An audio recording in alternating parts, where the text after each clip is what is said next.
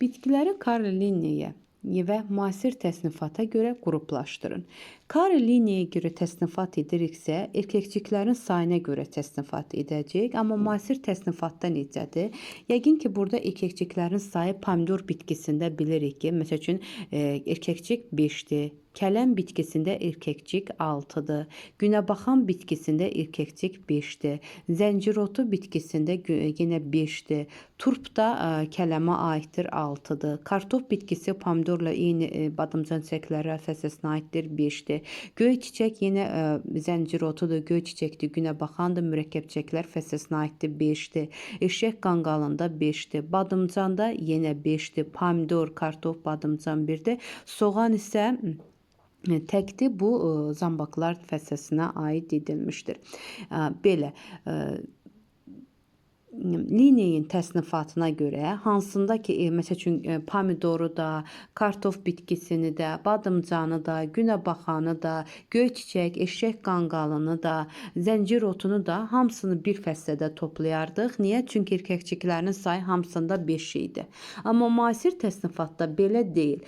Pomidor, kartof, kələm, üzr istəyirəm, pomidor, badımcan, bunlar bir kartof, badımcan, bunlar bir badımcan çiçəklərdədir, bir sistematik kateqoriyada toplayarıq. Digəri kələmlə turpdur, bir sistematik kateqoriyada xaç çiçəklər fəsləsində bilirik toplayarıq. Günəbaxandır, eşək qanqalıdır, zəncir otudur, göy çiçəkdir. Bunları bir sistematik kateqoriyada toplayarıq mürəkkəb çiçəklər fəsləsində. Soğanı isə tək halda, soğanda isə erkəkçiklərin sayı 6-dır. Məsəl üçün Linneye görə soğanı da bura əlavə eləyərdik, bu xaç çiçəklər kələm olan yerə. Lakin soğanda erkəkçiklərin sayı 6 olmağına baxmayaraq, o birləpərlər sinifinin nümayəndəsidir. Bax, bu cür təsnifatı yarada bilərik. Digərində təkamülün istiqamətləri və yolları. Təkamülün 2 istiqaməti var. Bioloji tərəqqi və bioloji tənəzzül. Təkamülün 3 yolu vardır. Aramorfoz, adaptasiya, ümumi degenerasiya. Testlərdə diqqət yetirək. Bizə istiqamətini mi soruşur, yoxsa yollarını mı? Və təkamülün istiqaməti və yolları haqqında Seversov və Şimalhazen təkamülün istiqaməti haqqında fikir yürütmüşdü. Yəni, bioloji tərəqqi deməkdir istiqamət, progres, bioloji tənəzzül isə reqresdir.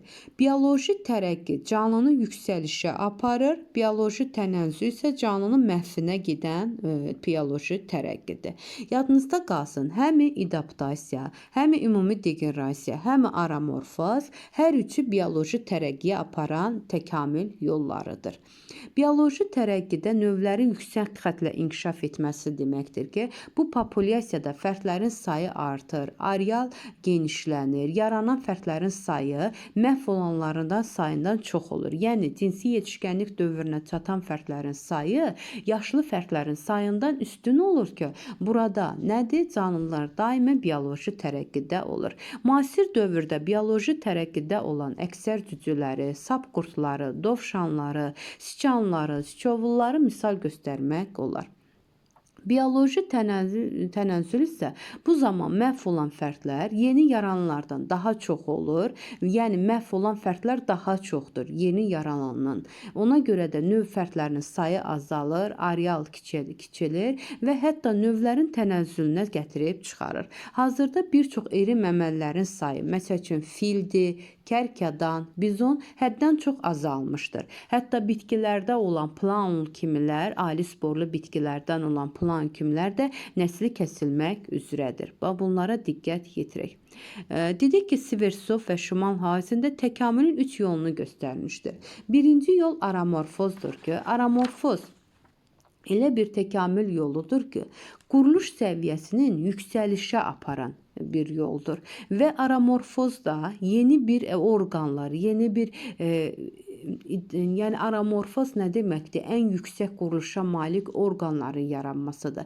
Məsəl üçün canlılarda çoxhüceyrəliyin yaranması, eukaryotların, nüvəli orqanizmlərin yaranması, fotosintezin yaranması, canlılarda cinsi çoxalmanın yaranması, daxili mayalanmanın yaranması, ağciyər tənəffüsünün yaranması, ətrafların yaranması, uzun borlu sümüklərin yaranması və s. Bunlar aramorfozlardır. Və yer üzərində aramorfozlar ən çox arxey və proterozoy erasında baş vermişdir. Ən çox arxey və proterozoy, ən çox da proterozoy erasında. Məsəl üçün bitkilərdə çiçəyin əmələ gəlməsi, meyvənin əmələ gəlməsi, yumurtalığın əmələ gəlməsi, ikiqat mayalanmanın baş verməsi, həşəratlarla tozlanma məhz aramorfozlara misal ola bilər. Məsələn, burada onurğalılarda qan damar sistemi göstərilibdir ki, məsəl üçün balıqdır, suda qurda yaşayan sürən, quş, məməli, bunlarda qan damar sistemini görürük ki, getdikcə inkişaf etməsi məhz aramorfozun nəticəsidir və bunlara da zəhmət olmasa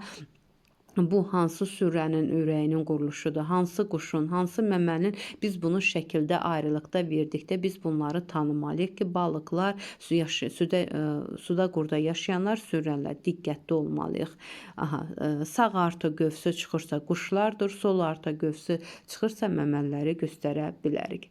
Deməli, aramorfozlar nəticəsində bioloji tərəqqiyə səbəb olur və bu zaman bir çox yüksək taksonomik vahidlər yaranır ki, tip, şöbə, sinif kimi taksonomik qruplar yaranır. Digəri isə adaptasiyadır ki, adaptasiyada canlıların yaşadığı mühit şəraitinə bir çox uyğunlaşmalar qazandırır və bu aramorfozlara nisbətən adaptasiyada kiçik taksonomik qruplar yaranır. Məsəl üçün növdür, cinsdir, fəslədir, heyvanlarda dəstə, bitkilərdə sıra kimi taksonomik vahidlər yaranır və adaptasiyada dedik ki, bioloji tərəqqiyə səbəb olur.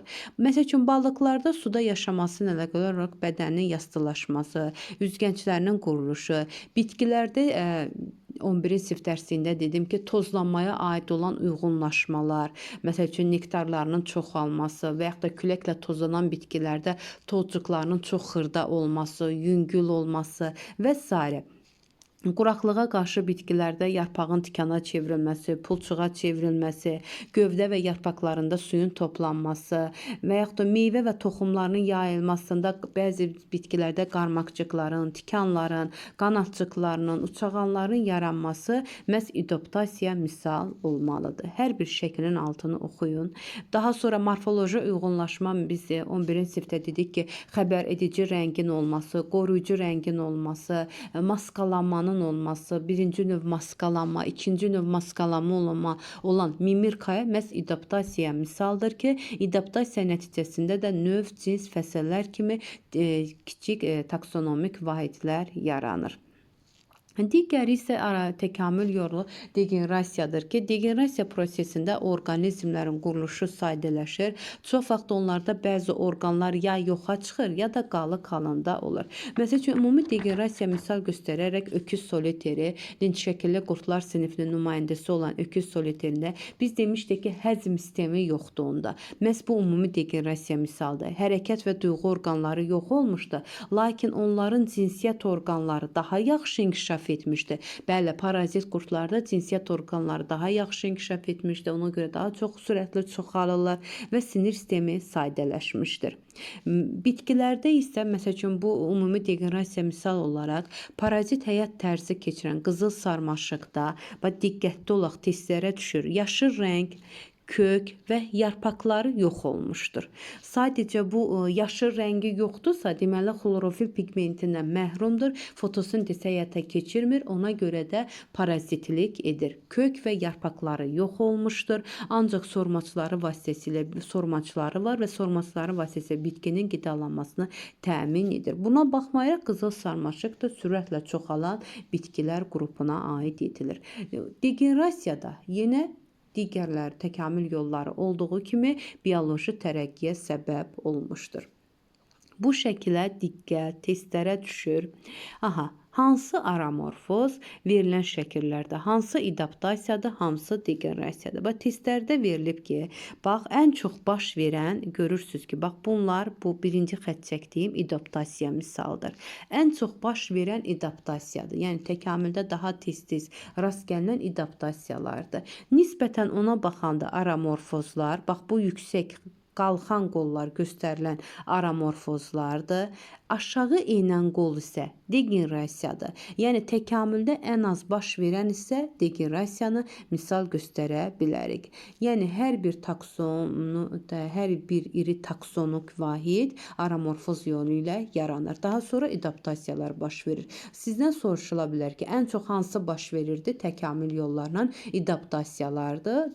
Aramorfozlar yüksək xəttlə qalxan qol, aşağı enən qol isə degenerasiyadır. Bax bu şəkildə nə qədər degenerasiya hadisəsi baş verib? Bir dənə degenerasiyadır. Nə qədər adaptasiya var? 4 ədəd adaptasiya var. 1, 2, 3 və 2 ədəd aramorfoza misal ola bilər. Testlərə düşür.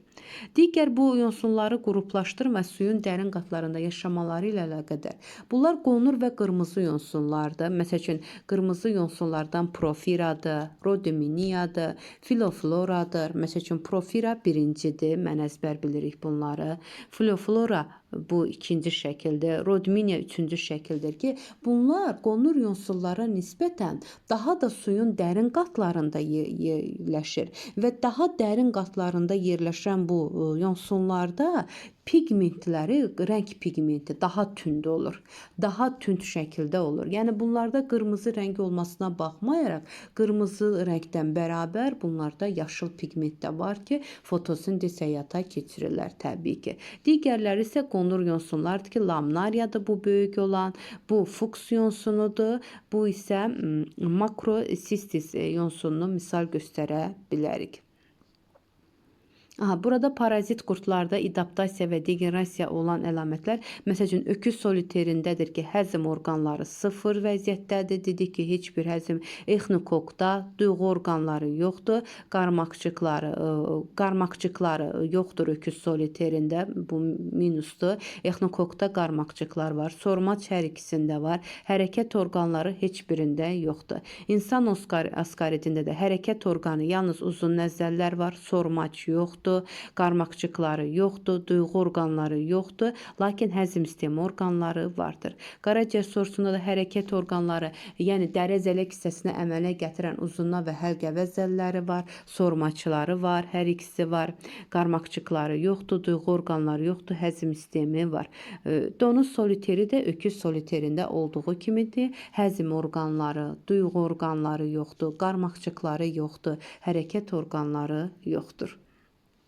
Yer üzərində canlıların tarixi inkişafı, bu dərs haqqında sizə məlumat vermişəm. Əsasən bilirik ki, həyatın yaranması təqribən, yəni canlı yarandığı dövr, yəni arxeya erası 3,5-4 milyard il bundan əvvəl baş vermişdi və bu həyatın yaranmasında ardıcıllıq, eon, era, dövr, minillik və yüzillik baş vermişdir. Bu cədvəli əzbər bilməliyik. Bu cədvəli dərs zamanında sizə deyəcəm. Əsasən, bax, bu eranı burada tərsinə düşüb şəkildə bu cədvəli əzbər. Yəni, bu cədvəli öyrənməyin bir yolu var ki, yalnız əzbərləmək lazımdır. Bura qədər insan təkamülü, bu dərs cədvəl haqqında da dərsdə özüm hər biri haqqında geniş, ətraflı məlumat verəcəm. Daha sizə aydın olar bu qədər təkamül haqqında.